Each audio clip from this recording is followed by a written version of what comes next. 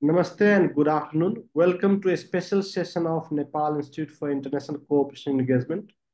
In May, the Russian President Putin paid today a visit to China, where he emphasized on their strategic ties with China. Recently, he also visited North Korea and signed Mutual Defense Act. It was followed by his state visit to Vietnam. The Indian Prime Minister Narendra Modi is visiting Moscow in July. It has been over 2 years since the conflict between Russia and Ukraine began, and there are no clear signs of it coming to an end. It is in this context we have invited Professor Anuradha Chenoy, who is former Dean of School of International Studies, Jawaharlal Nehru University, New Delhi. Professor Chenoy, welcome to NICE, and thank you so much for joining today's session on Russia. Professor Chenoy, like I said that in May, Russian President Vladimir Putin made a 2 days visit to China, emphasizing the strategic ties between the two nations. Recently, he visited North Korea, where he signed Mutual Defense Act, and this was followed by a state visit to Vietnam. Indian Prime Minister Narendra Modi is visiting Moscow in July. The conflict between Russia and Ukraine has been ongoing for over 2 years with no clear sign of resolution. In this context, I'd like to request you to give an overview, like how do you look at these developments and where is Russia heading? Yeah, I think we need to contextualize these developments in the fact that the world is in transition. The international political system is in transition today from a period when it was, there was a very unipolar kind of international system with one major superpower, and that is the United States, which is still a major superpower, the most important superpower. But there has been a gradual transition where Russia and China started reasserting, developing, and China was seen as a threat by the US, and their foreign policy has been one of dual containment, containing China and trying to weaken Russia. But there are other countries also, the middle powers, like those in the BRICS, the India, Brazil, South Africa. So this is the context. The second context is the fact of the Ukraine war. Now, it seems that this, of course, Russia was the primary aggressor, but it was a war which was in the making for many years because the US has sought to expand NATO into Europe of all the former former breakup countries of the Soviet Union, the East European countries. But one thing the Russians said no to, and that was Ukraine and Georgia. But the Americans were not willing to listen, and they wanted to include Ukraine. Now, Ukraine is a very unique kind of country. It's very mixed. A large amount of population, they're all Slavs, but Ukraine has its own nationalism. There's also a large Russian minority which stays on the border of what was Russia and Ukraine.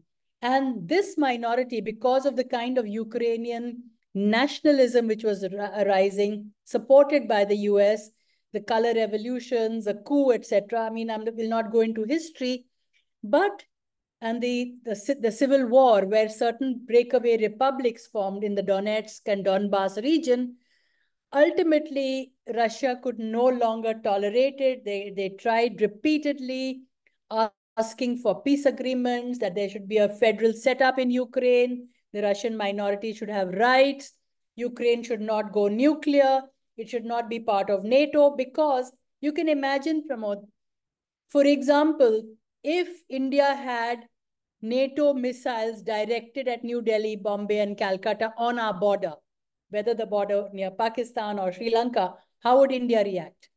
How would the US react if Russia and China put nuclear missiles and made Canada their ally, a military ally? So that is why Russia reacted. And whatever the reasons, I'm one who opposes war, but the special military operations started. Maybe it was a mistake, strategic mistake or not, but the war has been going on. And the US agenda has been to weaken Russia. Most of their senators and in their Congress, they've repeatedly say that we will not have any peace. Russia, they've they made 5 attempts for peace, different types. Maybe that's not acceptable, but there's not even a question of any kind of bilateral talks going on. So in this context, Putin has been able to stabilize Russia even more. Their economy has been actually surging. It could be a war economy, turned a lot towards a war, but they've been able to sustain this proxy war where the entire NATO bloc is supporting Ukraine. Ukraine, sadly, is suffering so much losses. A country 1/5 the size of Russia, with 1/5 the people, and hundreds of thousands of their soldiers are getting killed with this war, and there's no end to sight. In the meantime, the US has also said China is a major threat, and they're putting sanctions, just like they put huge number of sanctions on Russia, they put sanctions on China and trying to curb their trade. So in this context, Putin is developing his alternate foreign policy. And what is this? He is engaging, one, with those countries with which the US traditionally has had difficult relations. And North Korea, Cuba, and now Afghanistan, etc., Iran, are those countries which Putin is developing as major allies. So that is one part of the foreign policy. Second part, and a more important part of the foreign policy, is building very close strategic alliance with China. And we've seen the development in that, where now both these countries call this a no limits relationship, a relationship which goes into many aspects, economy, trade, etc. Of course, there are sanctions on Russia, and the Americans have threatened Chinese companies that if we find that you support anything in the Russian war effort, we will sanction them.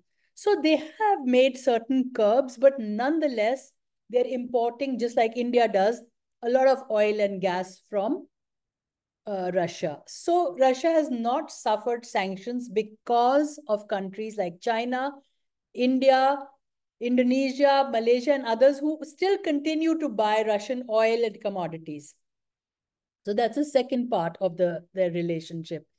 The third part is to develop economic ties with all these countries. And these countries you mentioned, that Putin first went to China, where they signed an 80-page, 8,000-word document on relationships, which went into every sector.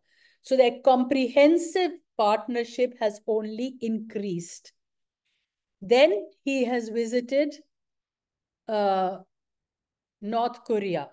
Now, what is the issue with North Korea? Now, look at the history of that. And I think our viewers should be able to make their own judgment. North Korea has been treated internationally as a pariah state. Why? Because it is one of the last, very autocratic communist states, of course. But in the 1950s itself, there was a North-South Korea conflict, when the Americans had that policy of containing communists. There's this thing of domino theory. If one country becomes communist, then the others will follow. So we have to stop it.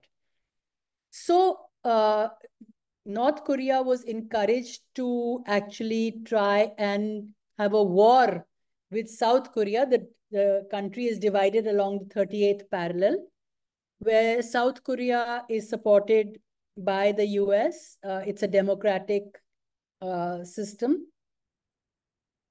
And North Korea was traditionally supported by China and Russia. Stalin initially, the original Kim Il-sung was in part of the Red Army and a communist, and so they supported him. But since then, 3 generations have passed, and there is no peace treaty between North Korea and South Korea, or North Korea and the United States. They continue to be very heavily sanctioned. They're a very poor country as a consequence, very underdeveloped. But probably through Chinese help, they have nuclear weapons. So it's a nuclear weapon state. So even more of a bigger pariah from the United States' point of view. Now, after the Cold War ended, Soviet Union collapsed, this fear of communism ended. Even then, North Korea continued to be a pariah state. And Russia, under Yeltsin and even under Putin, for a long time, went along with this vision of isolating North Korea. They did not violate sanctions. Even China did not violate sanctions, but somehow North Korea survived. But now, currently, what has happened? In Ukraine, there is a steady escalation. The United States has allowed Ukraine the F-16 fighter jets, which can carry cluster munitions and bombs, and it can go not on the border, but far into Russian territory. So this means the war can escalate. Russia will see this, that of course Ukraine is firing the shot, but there is with American weapons. So it can lead to a major escalation and war.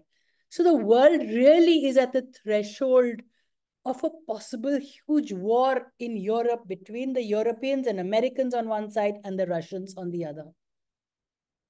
So to counter this escalation, Putin has revved up his foreign policy with these countries. And it is in that context, I think, and I'm sure, he went to China and had the comprehensive strategic partnership. Now he's gone to North Korea. And the North Korea-Russia treaty, which is an outcome signed on a few days ago in June, went on whatever, 19th or whatever, that treaty has a clause which says that North Korea and the Russian Federation will have a security alliance.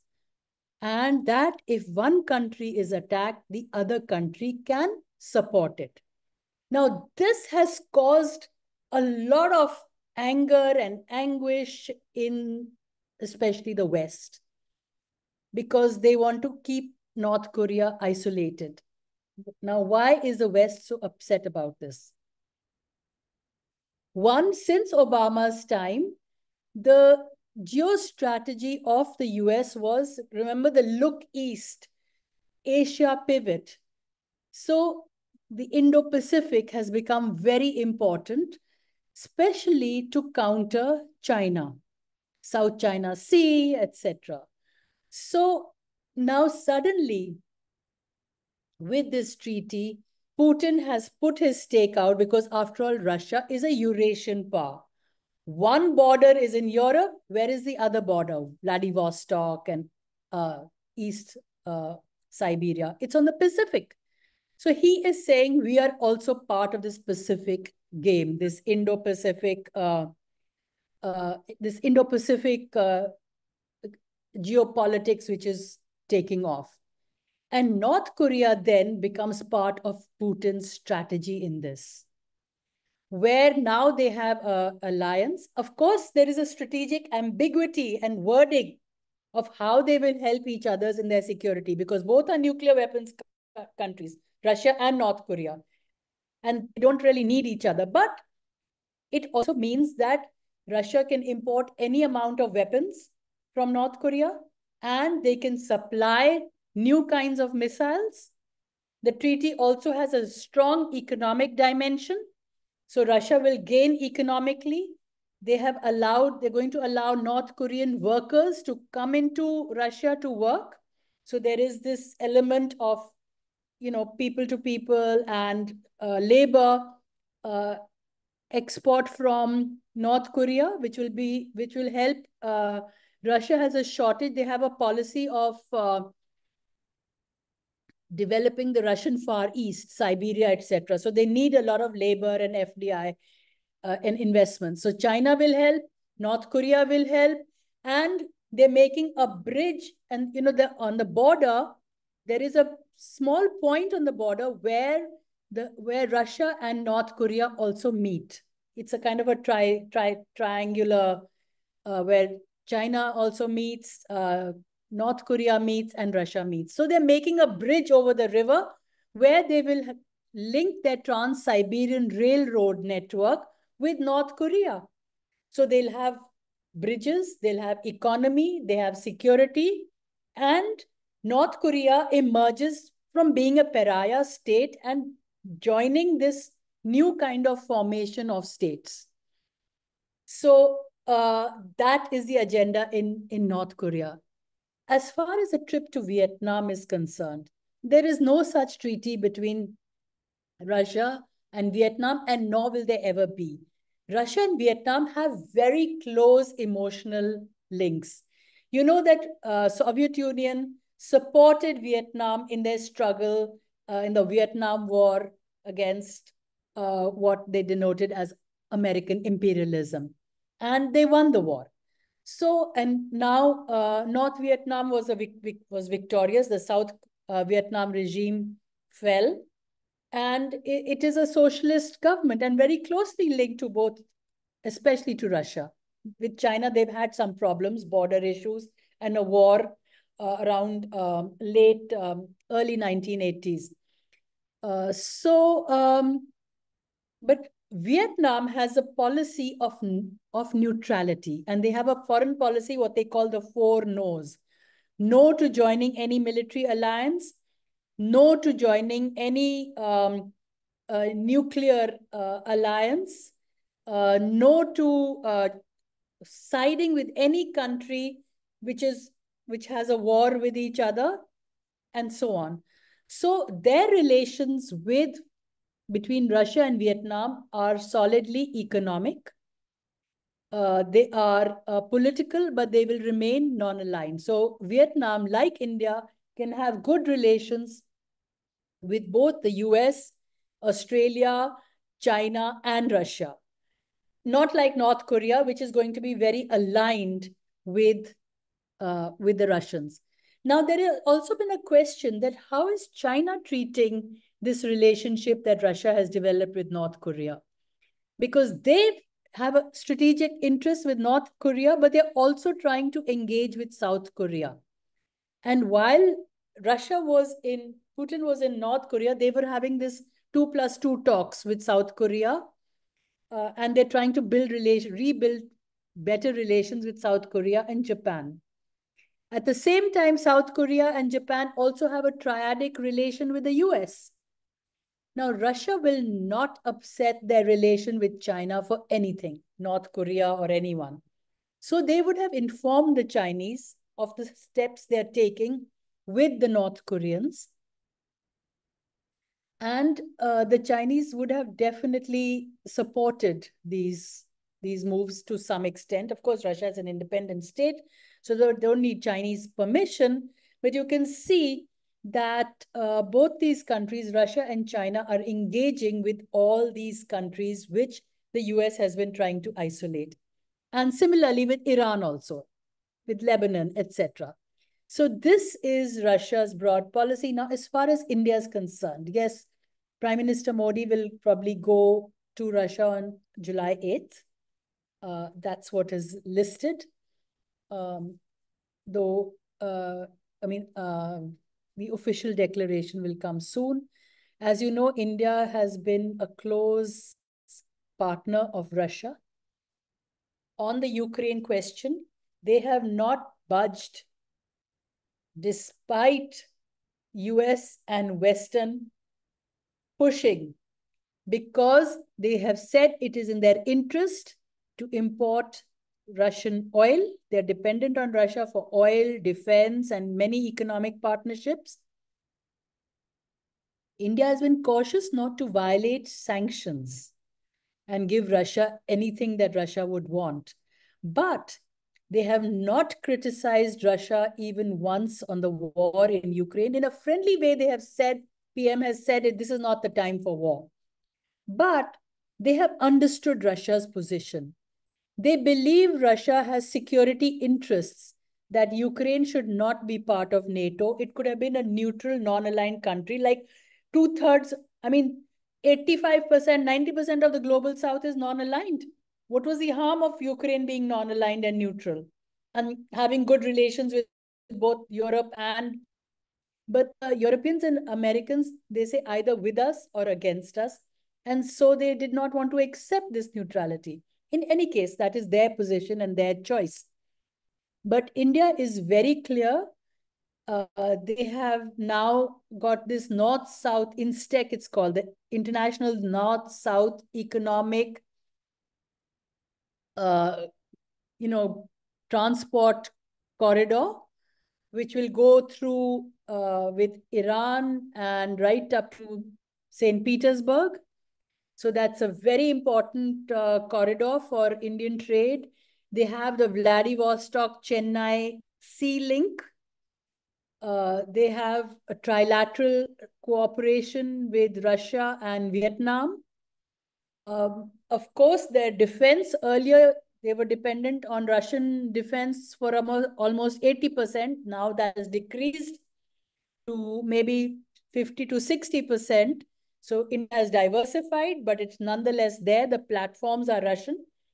And India is going to continue with its relations with Russia. And it's in that context that Prime Minister Modi will go to Russia and continue with that strategy.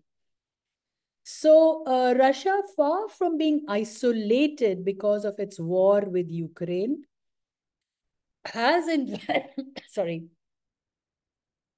has in fact gained a lot of partnerships. Its economy is doing fine, as far as we know, surging, and it's stabilized. And it would be better for the whole world if this war stopped. It would be better for the climate, for human security, for food security, for security of Europe. But NATO clearly is not interested. This is the 75th anniversary of NATO, which is going to take place in Washington.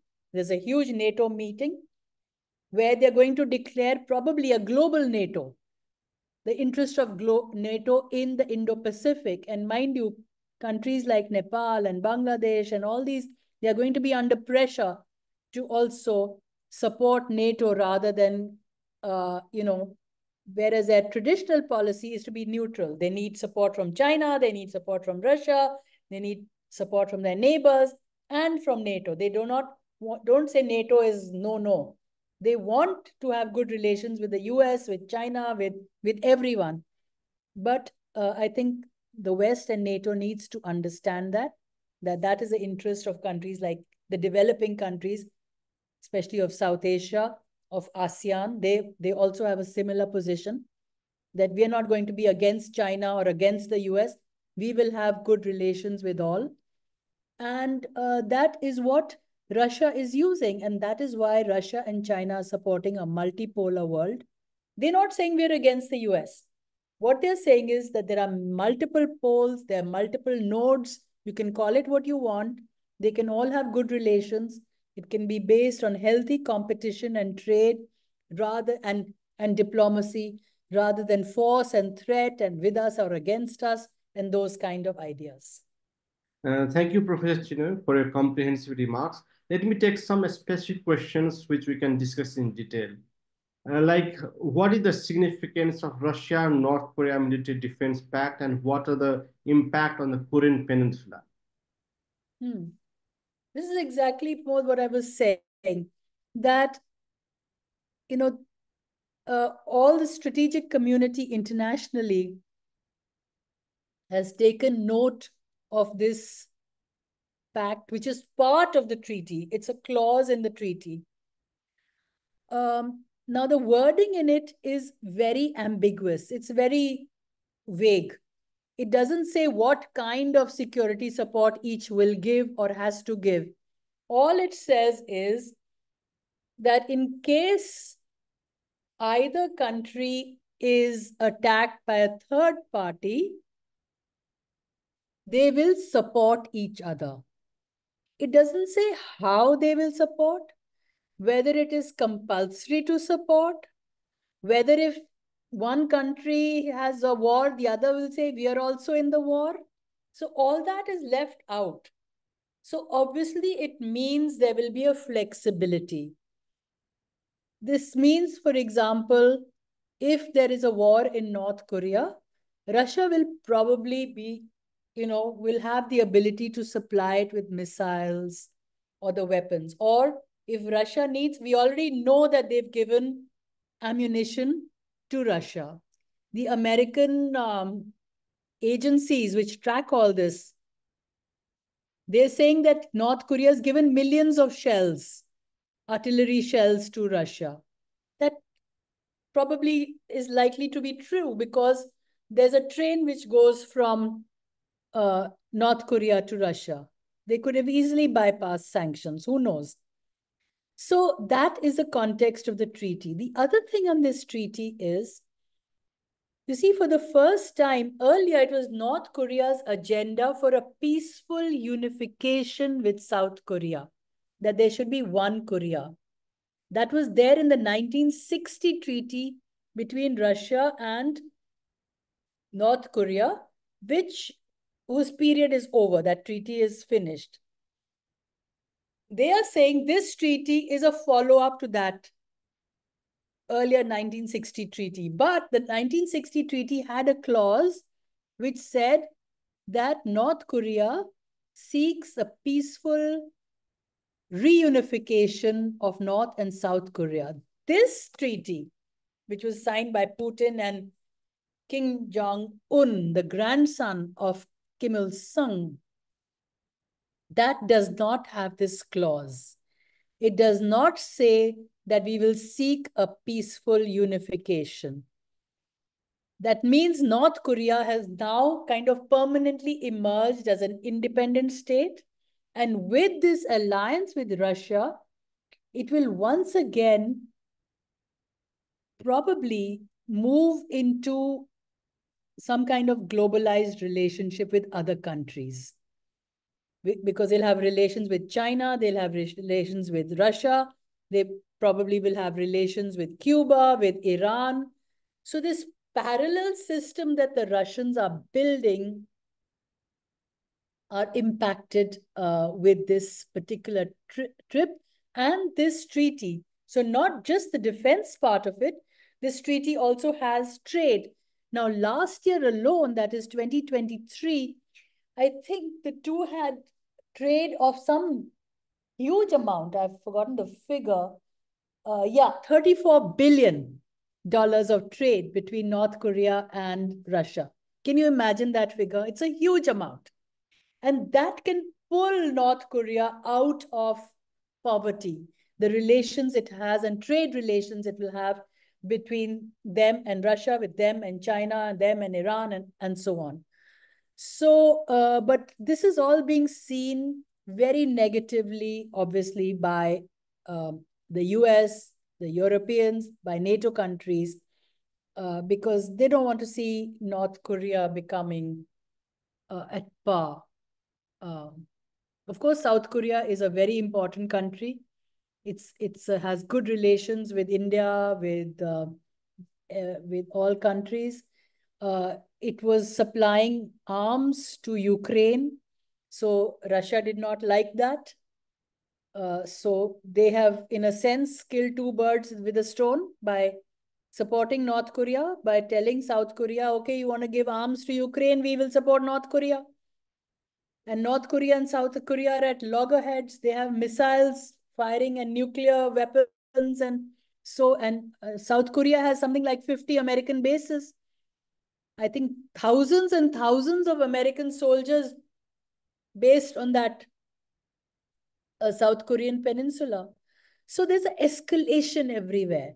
There's an escalation in Ukraine. There's an escalation in the Middle East, where there could be a war between Israel and Lebanon. And there's an escalation here. And you've seen with the Philippines has an escalation with China. The Americans have got 2 new bases in the Philippines. So this is all a heavy militarization of our beautiful planet, rather than focusing on ecology, on development, on climate change. These countries are engaging in war in rather than diplomacy. Everywhere there's a decline of diplomacy, there's an escalation of threat, there's an escalation of militarization, and a mindset of disliking each other. So I think countries of the global south have to move away from it. The only reason why there won't be a world war is because the global south will not intervene. They don't want to be part of this. So in a sense, neutrality and non-alignment is a peaceful position rather than taking sides in this bipolar militarized politics. Professor Chenoy, you said that there is a threat of possible huge war in Ukraine between Europe and US on one side and Russia on the other. The US is also opening front with China at Taiwan and Tibet. There is also this is clear signal that Russia and China will be bound to have closer ties. So do you see that we are heading towards a new Cold War? Obviously, you said that global South should take a position, be neutral and all those, but is it possible? Do you see that the countries are heading towards a new Cold War? There's definitely a new Cold War, and all these are signifiers.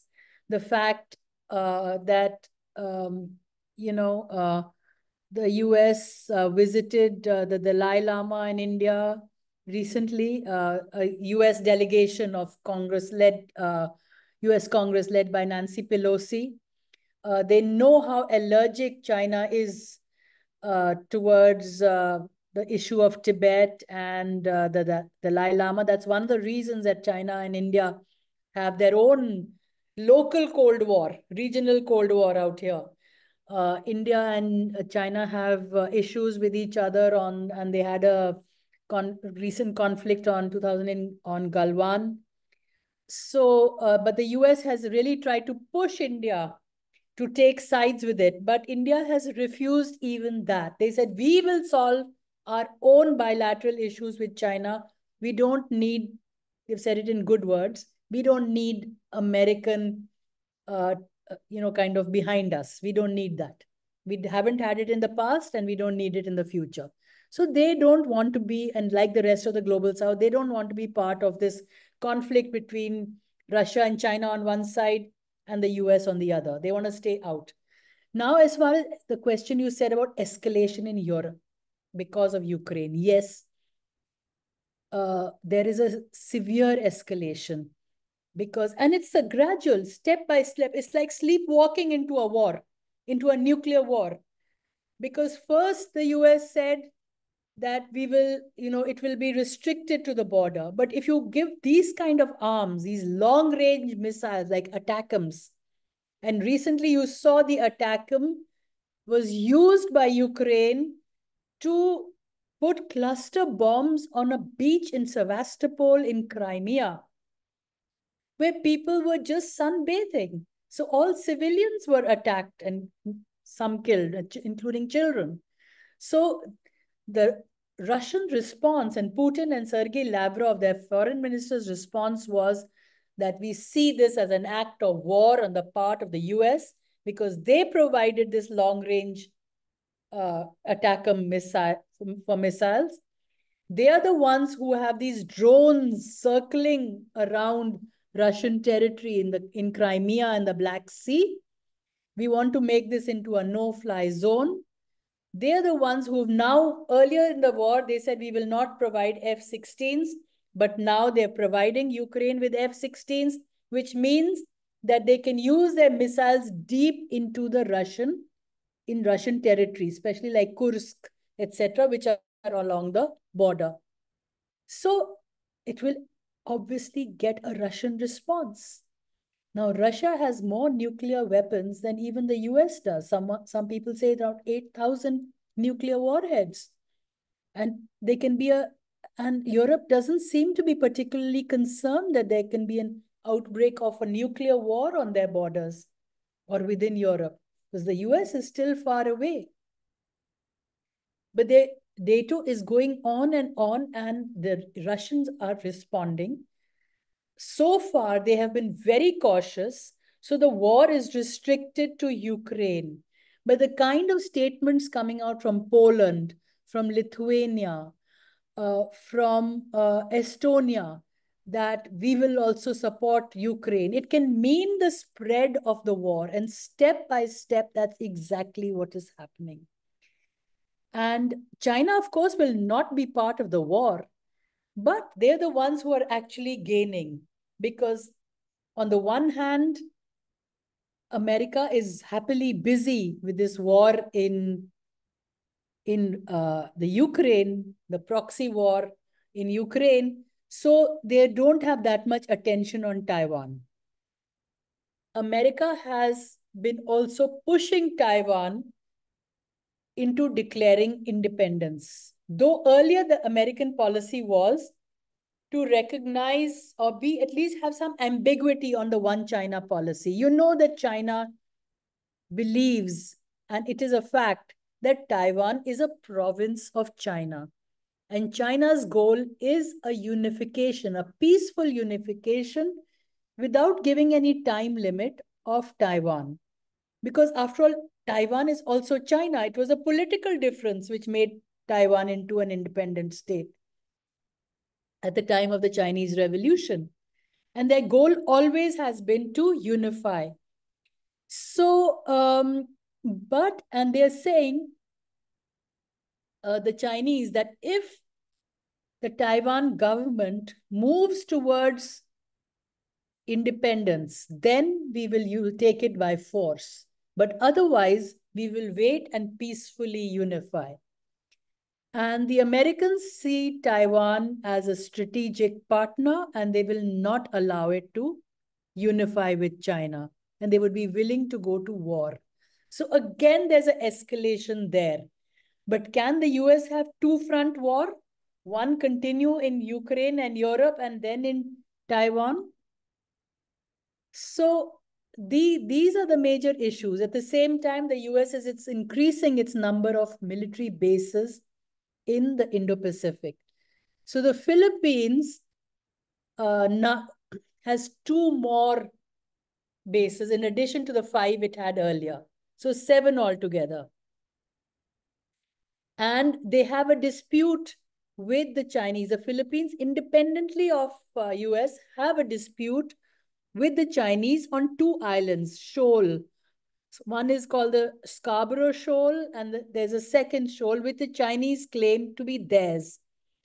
And earlier, the Chinese had forcefully taken over the Scarborough Shoal, and both the countries went to the Permanent Court of Arbitration in The Hague, and The Hague ruled in favor of the Philippines, but Chinese didn't recognize that. So there's a dispute on that. And now the Chinese are claiming a second island, small island of the Philippines. So you see, these regional conflicts, whether it's between North and South Korea, Philippines and China over this shoal, they can fuse into major conflicts in the region, in the Indo-Pacific, or even as a world, hopefully not a world war. But that is a terrible geostrategic position we are in. And unless people themselves prohibit their leaders from taking these steps, one can see any kind of accident or escalation which can lead to a war. Professor Chenoy, in this complex geopolitical situation, where do you see the future of US Indo-Pacific strategy then? Well, look, the Indo-Pacific is a huge area, and there's enough place for both the US and China and the regional countries, including India and ASEAN and all BIMSTEC countries and Africa. All of them can have rules of engagement, sea lanes where they can carry out their trade, where, so I think it should be demilitarized. It should be a zone of peace. But the US, if they continue with their aim of hegemony and controlling everything, and they're opposing multipolarity, they want to monopolize the sea lanes, then this can lead to major conflagrations and small wars and big wars.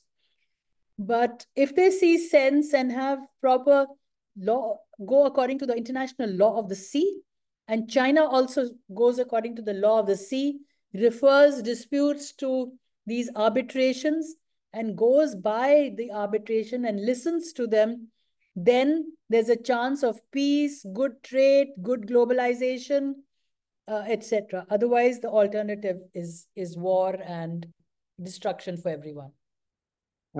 Professor Chenoy, here we come to the end of today's session. Thank you so much for your valuable time. We hope to have you again in future. Thank you so much. Good night. Thank you. Thank you so much.